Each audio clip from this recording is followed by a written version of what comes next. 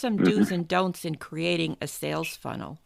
Yeah, and the sales funnel, I mean, you really need to know who you're targeting. You need to know specifically who you're targeting. And then the reason that's so important is your headline and your messaging and your copy on your sales page has got to speak to those folks in a way that actually gets their attention, hooks them, and resonates with them. So, you need to know who you're targeting. You need to know what they want, not necessarily what they need, and you need to be adding value and taking away pain. So, a lot of times, what converts well or what gets people's attention is shortcutting the process. Like, hey, here's a course that's going to give you this result much quicker than if you try to figure it out on your own, as an example.